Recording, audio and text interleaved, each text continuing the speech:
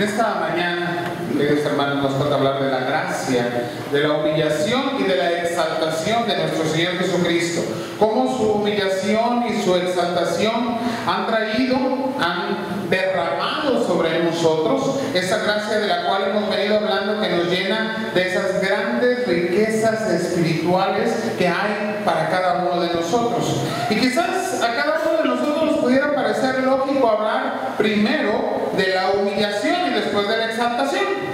Primero de que el Señor tuvo que dejar su gloria, tuvo que dejar el ser igual a Dios, como lo dice la palabra, dejar a un lado, no fue una cosa a la cual aferrarse, sino que se hace hombre como uno de nosotros, para después ser exaltado.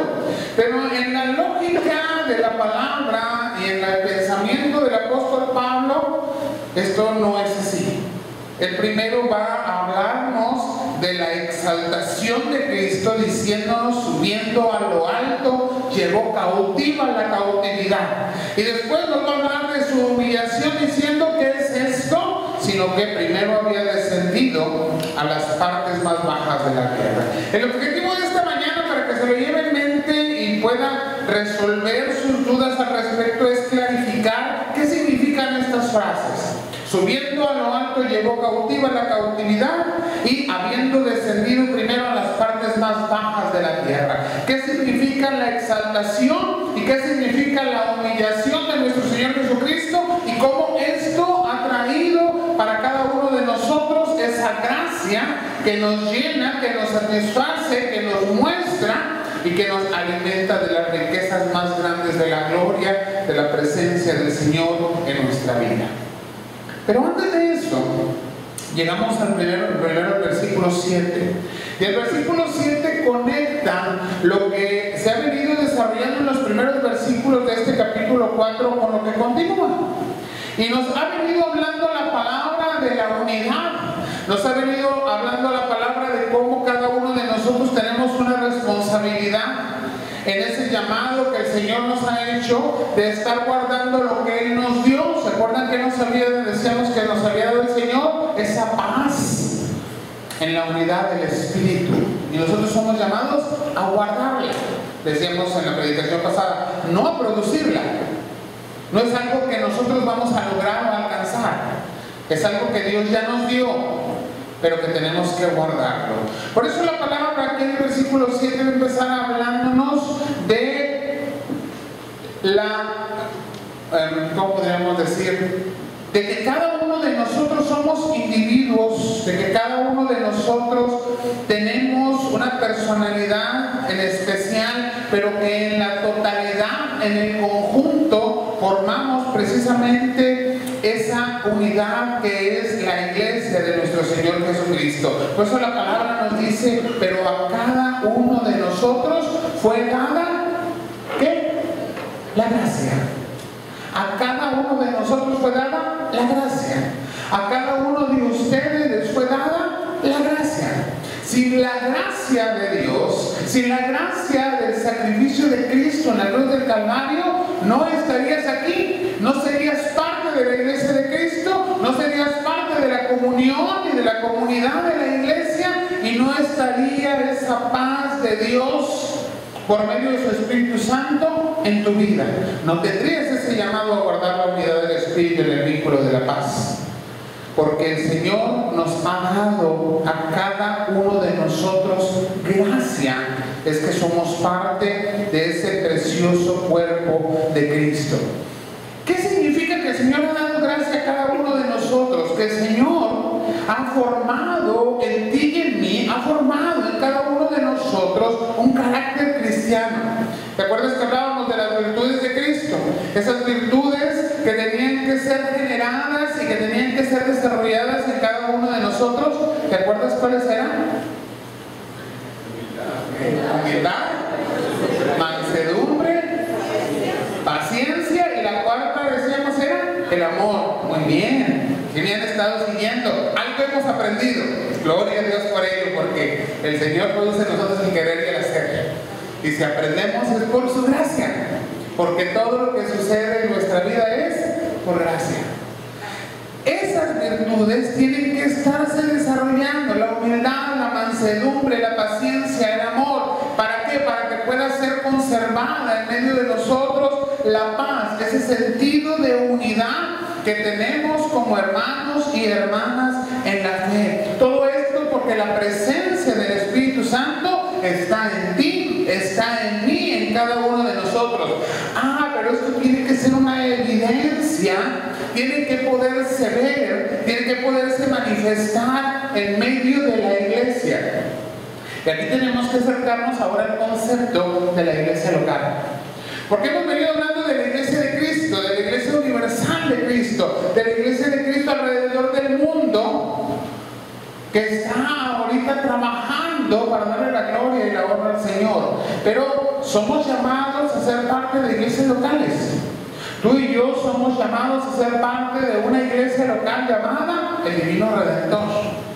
Y aquí estamos.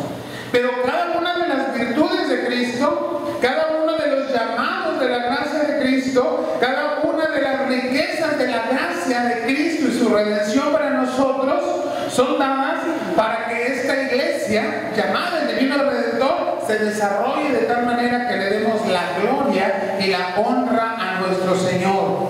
Entonces tiene que haber esa evidencia en la iglesia local de que el Señor nos ha impregnado de esas virtudes y que se están desarrollando en tu vida y en la mía.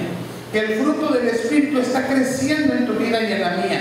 Porque cuando hablamos de la iglesia universal, o cuando hablamos de la iglesia militante, esa iglesia que no ubicamos dónde está exactamente, esa iglesia que no tiene una denominación, esa iglesia que es la iglesia que Cristo ha venido a comprar con sangre, que hoy vive sobre la tierra y que está diseminada en todos los rincones de la tierra, y que es personas llamadas, justificadas, escogidas, y que hoy están siendo santificadas por el Señor, podemos no ubicarnos necesariamente dentro de ellas. Yo sé que muchos hemos entendido el mensaje del Señor y que sabemos que somos parte de esa iglesia. Pero cuando hablamos de iglesias locales y empezamos con diferencias doctrinales y tenemos situaciones muy particulares y decimos, bueno, pero es que aquí como estamos inmersos en medio de un medio que tiene que ver con normas, reglas, leyes que han sido impuestas y a veces decimos por hombres, aunque sabemos que la base es una base bíblica, muchas veces no identificamos que somos parte de esa iglesia. Y que la iglesia local, con todos sus problemas, con todas sus deficiencias, con esas situaciones que se dan entre los hermanos, con esas situaciones que identificamos y decimos, pues es que vemos que todavía hay carencias, que todavía hay limitaciones, que todavía nos falta mucho por hacer, que no hemos alcanzado todos los dones, que no se han desarrollado plenamente, que no se ha desarrollado plenamente el fruto del Espíritu en nuestra vida, que todavía nos falta mucho amor, que no tenemos todo el gozo, que nos falta mucha paciencia, que no hay la paz perfecta, que nos falta mucha benignidad hacia nuestros hermanos, y el resto del fruto del Espíritu no ha crecido plenamente. Podemos llegar a decir, pues como que todavía nos falta mucho como iglesia local. Pero somos como iglesia local, una iglesia que en la unidad del Espíritu somos llamados a trabajar, cooperando juntos para el extendimiento del Evangelio, del reino de Cristo entre las naciones. Somos nosotros esa iglesia a la cual Cristo les dice, ve y predica el Evangelio a todas las naciones.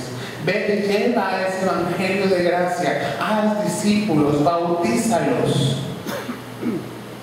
No es a una iglesia que no sabemos dónde está, es a nosotros.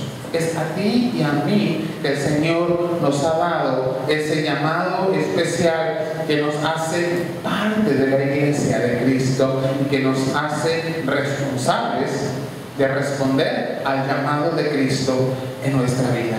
Por eso la palabra nos va a recordar que a cada uno de nosotros nos fue dada gracia. Y nos dice en qué medida. Nos dice conforme a qué. A la medida del don de Cristo, a la medida del regalo que es Cristo, a la medida de la gracia que Cristo ha derramado. ¿Usted cree que puede ser medida esta gracia? ¿Que puede ser medido este don? ¿Que podríamos llegar a alcanzar a pensar siquiera cuánto vale el sacrificio de Cristo. ¿Cuánto vale el que Él se haya hecho carne? ¿Cuánto vale el que Él haya caminado con nosotros? ¿Cuánto vale que haya ido a la cruz? ¿Cuánto vale que haya cargado tus pecados y los míos y los de todos los elegidos? Que los haya llevado a la cruz del Calvario. No tenemos siquiera una idea del valor inmenso, del valor infinito que tiene la gracia de Dios. Dice, con esta misma medida que ni siquiera puedes alcanzar, que no puedes saber cuál es la altura, cuál es la anchura, cuál es la profundidad, que podemos entenderla, porque el Señor dice en su palabra que sí podemos entenderla, pero no podemos medirla. De este mismo tamaño, dice, es esa gracia que el Señor ha derramado sobre ti y sobre mí. Enorme. No la puedes medir, pero está en tu vida. Y no hemos aprendido a andar en bicicleta. ¿Se acuerdan de esta ilustración? Y la voy a seguir repitiendo, porque tenemos que aprender a vivir la gracia de Cristo. Es un regalo enorme, un regalo hermoso, un regalo que no nos merecíamos y que el Señor nos dio, pero que no hemos aprendido a vivir en Él, que no hemos aprendido a disfrutar de esa gracia y de todos los beneficios que la gracia trae sobre cada uno de nosotros. La iglesia es un solo cuerpo. Esta iglesia es un solo cuerpo. Y el apóstol Pablo, con la palabra del Señor, nos va a afirmar que Jesús entregó su vida por ella. Jesús entregó su vida por ti, por el hermano, por la hermana que está a tu lado y el que está enfrente, por mí, por cada diácono, por cada uno de nosotros, por cada uno de los pastores que conocemos, por todos esos niños. Fuera su pueblo y le dice a Israel, yo seré tu Dios y tú serás mi pueblo. ¿Qué es lo que Dios ha querido? Tener un pueblo para sí. En el Nuevo Testamento se ha construido no solo del pueblo de Israel ahora, llamado también en la gracia de Cristo a la salvación por medio del Evangelio, sino ahora el pueblo gentil, tú y yo, a ser parte de ¿qué? Del pueblo de Dios. ¿Cómo se llama ese pueblo de Dios? Se llama iglesia. Dios quiere una iglesia, Dios quiere la iglesia, y por ello ha llenado nuestro corazón de esa necesidad de ser parte de ese cuerpo de Cristo. No se puede ser cristiano sin iglesia. Cuando escucha a alguien que le diga, no, es que yo en mi casa, Dios y yo solito, yo tengo comunión, yo soy cristiano solamente con mi padre, dígale, no, la Biblia dice otra cosa. Dios quiere un pueblo. Dios llama un pueblo, tanto en el Antiguo como en el Nuevo Testamento. Dios ha formado un pueblo y lo ha llamado iglesia. Y quiere ese pueblo trabajando, gozoso, triunfante, para hacer bendición a otros, para glorificar al Padre Celestial. Cada creyente ha sido insertado en un cuerpo local llamado iglesia local. Y cada uno de nosotros ha recibido un propósito en especial. Tu vida tiene un propósito general. Dios va a cumplir ese propósito en ti porque la palabra así lo declara. Y lo va a hacer a través de la vida que Dios va dándote, de las circunstancias y de las pruebas. Pero también tienes un propósito siendo parte de la iglesia de Cristo y de la iglesia local. Ya hemos hablado de esto, de la unidad del cuerpo de Cristo. En esa unidad, el Señor nos permite desarrollar dones y talentos. Y acabamos de leer y seguimos leyendo en la palabra acerca de los dones. Versículo 8. Por lo cual dice, subiendo a lo alto, llevó cautiva la cautividad. ¿Y qué dice? Y dio dones a los hombres. El apóstol está hablando en esta porción de la palabra de los dones que Dios ha concedido. Y podríamos decir a todos los hombres. Cuando vemos el contexto del salmo que leíamos al principio del culto, que es el Salmo 68, de alguna manera nos hace esa referencia, que los dones fueron dados no solamente a los justos, sino también a los rebeldes. que los dones fueron dados a todos los seres humanos, y en cierto sentido esto es verdad. Dios le ha dado dones, Dios le ha dado talentos también a los no creyentes. Hay quienes son genios musicales y jamás conocerán la gracia de Cristo, y esos son dones que Dios ha repartido. Pero en especial la carta a los Efesios le está hablando a la iglesia de Cristo. Y aunque nos hace la referencia de que los dones han sido derramados sobre los seres humanos, vamos a enfocarnos en los dones que han sido derramados sobre la iglesia. Los dones que Dios te ha dado a ti y ha puesto en mí y ha puesto en cada uno de nosotros. Y si tú te preguntas en este momento, ¿cuál? Yo no me he dado cuenta qué don Dios me ha dado. Ten la seguridad de que Dios te ha dado dones, que los ha ganado para ti, que los ha derramado Cristo en ti y que tienen un propósito, que la iglesia sea edificada. Pero en este contexto es que el apóstol nos va a hablar de la exaltación sublime de nuestro Señor Jesucristo.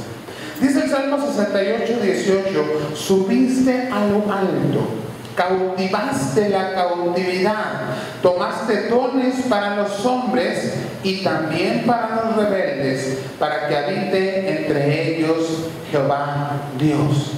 Dice la palabra en el versículo 8 de Efesios 4, por lo cual dice: subiendo a lo alto, llevó cautiva la cautividad y dio dones a los hombres. La palabra nos dice que Él subió a lo alto, a lo más alto, que no se puede ubicar en un lugar geográfico, que no podemos hablar de metros o de kilómetros, que no podemos hablar de una distancia medida en el pensamiento humano, en donde se encuentra el lugar altísimo al cual ha sido llamado nuestro Señor Jesucristo. Esto es un lugar de gloria, este es un lugar de honor, este es el lugar que le ha correspondido siempre, el lugar a la diestra del Padre, el lugar que de gloria le pertenece por ser Dios mismo. Sin embargo, tenemos que ir también en la interpretación de la palabra al contexto histórico. Y cuando tomamos el contexto histórico del Salmo número 68, el Salmo nos está hablando de ese momento en que los reyes regresaban de la guerra y que habían ganado la batalla y que regresaban con lo que se llamaba despojos. ¿Usted ha leído alguna vez en la palabra que se recogen los despojos, que se reparten los despojos? Los despojos no es otra cosa más que el botín de guerra. Cuando se conquistaba un pueblo, cuando se conquistaba un lugar, pues siempre había algo que llevarse. Algo de oro, algo de plata, algo de bronce, algo apreciado, alguna piedra preciosa, y esto eran los despojos, alguna tela fina, alguna cosa que estaba ahí en la ciudad que había sido vencida y que ahora pasaba a ser propiedad de aquel que era vencedor. En este contexto, el rey que ganaba la batalla y que ahora regresaba a Jerusalén, tenían que subir la cuesta. Recordemos que Jerusalén está arriba del monte, y tenían que subir a lo más alto, no solamente a un lugar de honor, sino sí a un lugar geográfico. Este es el contexto en el que fue escrito el Salmo 68, de donde toma el apóstol Pablo las palabras para Efesios 4, versículo 8. Y entonces está haciendo también referencia de que nuestro Señor Jesucristo ha ganado la batalla más grande, la batalla más importante, en donde ha vencido de una manera plena, y dice: lo que estaba cautivo, tú lo has cautivado. Aquello que había estado alguna vez en posesión de otro y le pertenecía a otro, ahora te pertenece de una manera completa y plena a ti. Por eso dice la palabra: has subido a lo alto y has llevado cautiva la cautividad. Esa gran victoria que nuestro Señor Jesucristo ha ganado ha sido compuesta por todos los seres humanos. El Señor ha tomado la tierra y su plenitud le pertenece, pero ha tomado la decisión de llevar a ser parte de su pueblo a quienes Él ha escogido. Eso no quiere decir que el resto de los seres humanos no le pertenezcan. Él es Señor sobre todas las cosas. Él tiene dominio sobre todas las cosas. Él tiene autoridad sobre todos los seres humanos. Él sigue siendo Dios soberano sobre la vida aún de los no creyentes. Y por cuanto es Dios soberano, ha decidido que haya seres humanos elegidos para gloria y honra y seres humanos elegidos para deshonra. Y Dios tiene el poder de decidir. Pero en este contexto específico de la palabra que estamos revisando el día de hoy, lo que nos está diciendo es que el Señor ha tomado a aquellos que estaban cautivos, nosotros, tú y yo, cautivos del pecado, cautivos de la muerte, y que nos ha llevado a un contexto diferente. Ahora somos cautivos de Cristo. Ahora Él es el Señor, decíamos el domingo pasado, y si Él es el Señor, nosotros somos siervos. Somos sus siervos. Somos aquellos que estamos bajo su orden y en obediencia plena a su autoridad. Y entonces la ilustración es una vívida demostración de que Dios tiene personas que le pertenecen y personas que Él ha escogido que sean salvas. Toda la naturaleza es de Él, pero el Señor ha escogido quienes han de estar bajo su autoridad de una forma especial, de una forma única, bajo su gracia. Y lo ha hecho de una manera muy especial, trayendo a su Hijo Jesucristo a la muerte. Esa es la batalla ganada por Cristo. La ganó en la cruz del Calvario. La ganó derramando sangre, su propia sangre. La ganó bajando de esa cruz para ir a la tumba y la ganó resucitando al tercer día. Por eso dice la palabra, cautivaste la cautividad. Esta es más que una simple descripción de una conquista de enemigos. Esta palabra lo que nos dice, como decía ya anteriormente, es que el Señor ha ganado la batalla plena y completa sobre el pecado en tu vida y en la mía. La batalla sobre el pecado no la vas a ganar tú. Esto lo tenemos que tener bien claro. No la voy a ganar yo. Yo no voy a ir contra el pecado y voy a salir victorioso por mí mismo, por mi fuerza, porque puedo, sino porque Cristo es el que ha vencido. Si no dependo de su gracia, entonces estoy perdido.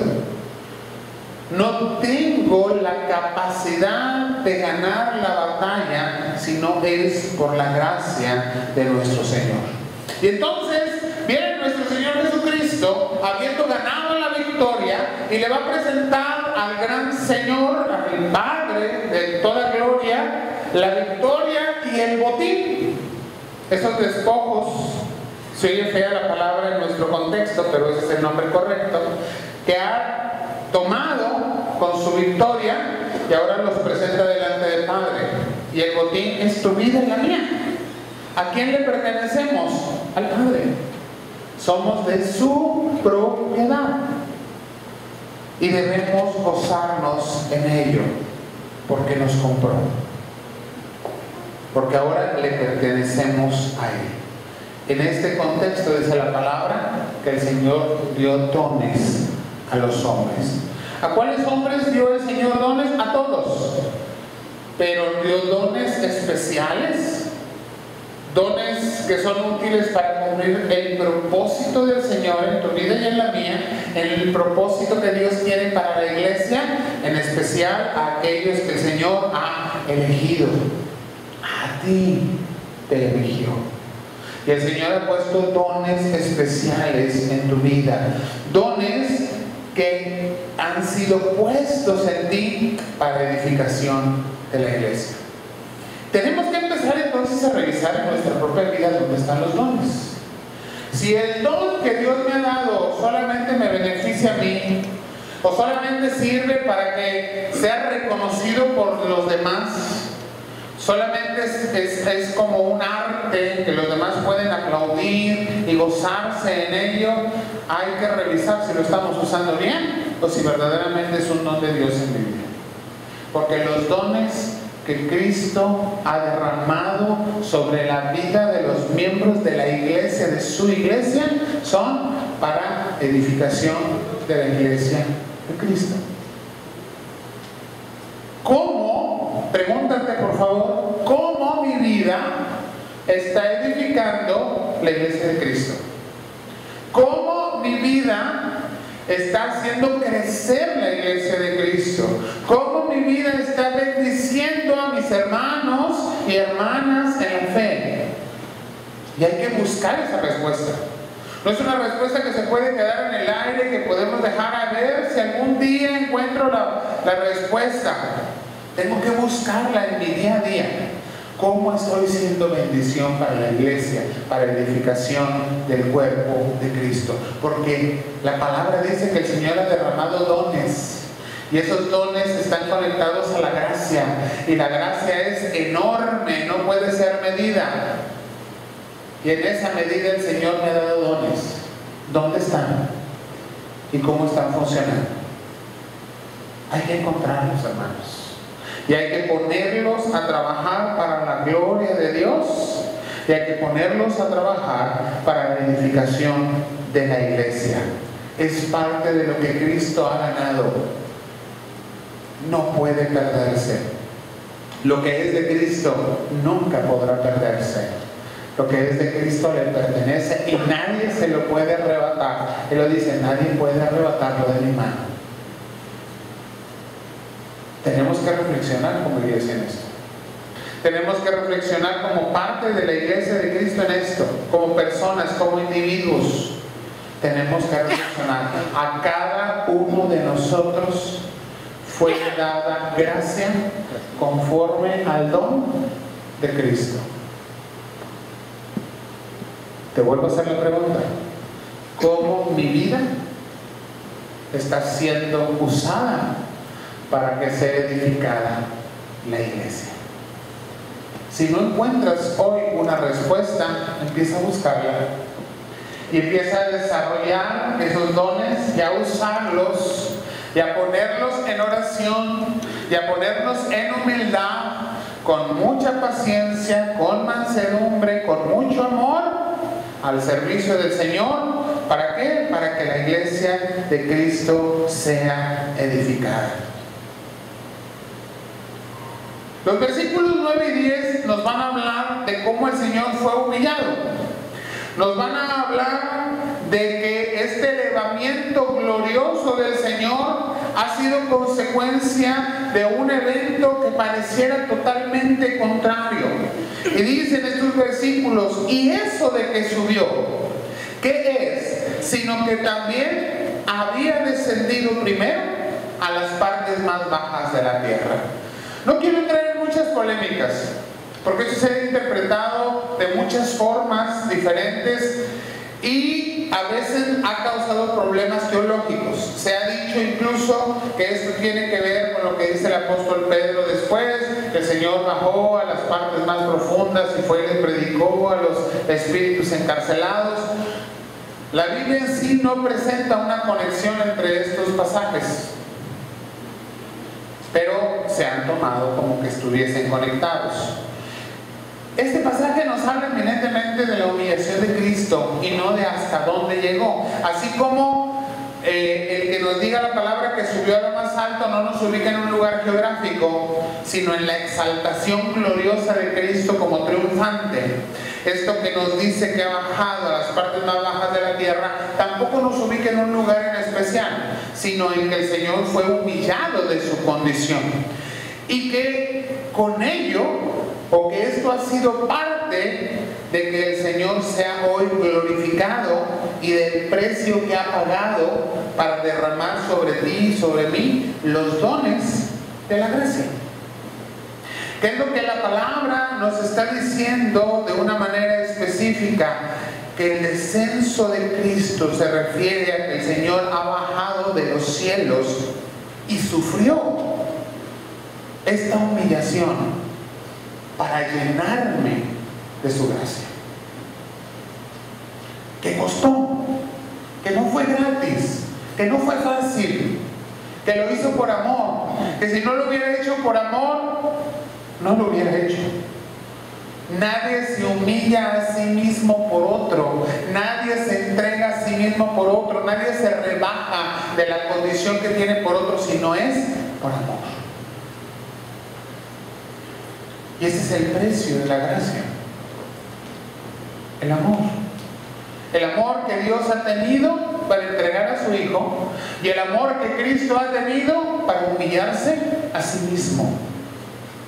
Dice la palabra, haciéndose como uno de nosotros, y en esa condición haciéndose obediente. ¿Hasta cuándo? ¿Hasta dónde? Hasta la muerte. Y una muerte que era considerada atroz y que era considerada de maldición. Una muerte de cruz. Así que cuando pienses en tus dones, en tus talentos, y en si los pones o no al servicio del Señor y de la iglesia para que la iglesia sea edificada, piensa que no son gratis. Que aunque para ti son regalos, sí tuvieron un precio. Y costaron alto precio. La humillación de tu Señor. La humillación de aquel que merecía y está hoy en toda gloria. Que se rebajó aún más quizá de lo que nosotros mismos hemos pasado, y lo hizo porque te ama. Y entonces considera que si Él es Señor y tú su siervo y yo su siervo, debemos verdaderamente servirle. Porque si no viene la palabra y el reclamo del Señor cuando dice, ¿por qué me dices o por qué me llamas Señor, Señor, si no haces lo que yo mando? Empieza a poner tus dones, esos dones de la gracia de Dios, al servicio del Señor. ¿Para qué? Para que la iglesia sea edificada, para que la iglesia sea construida, para que la iglesia sea engrandecida, porque esto glorifica al Señor. Termino con esto. Cristo fue exaltado al lugar de autoridad ilimitada para que pudiera llenar el universo con las bendiciones de un gobierno benefactor. Ahí está la exaltación de nuestro Dios. Con ello le ha dado a la iglesia todas las riquezas necesarias, todo lo que la iglesia necesitaba para crecer y construirse como una iglesia que glorifica a su Señor. Iglesia, no te falta nada. Nada absolutamente te falta. Lo único que no has encontrado es la forma de vivir bajo la gracia de Dios. Porque esa gracia lo llena todo, lo es todo, es Dios en tu vida sobre todas las cosas. Te ha dado las capacidades necesarias, nos las ha dado como pueblo suyo para glorificarle.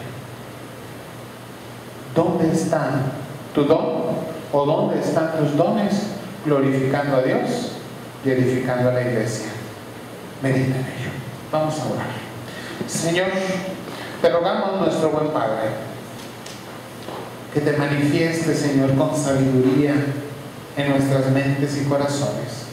De tal manera, Padre, que no solamente veamos la gracia redentora de Cristo, sino que podamos encontrar en nuestra vida los dones que Él ha derramado. Esos dones que ha ganado siendo triunfante, siendo glorificado, pero que ha querido derramar sobre cada uno de nosotros. Y que con ellos, Señor, tu iglesia sea edificada para tu gloria, para que tú seas exaltado sobre todas las cosas. Cuando los pueblos y naciones vean tu pueblo, tu nación santa,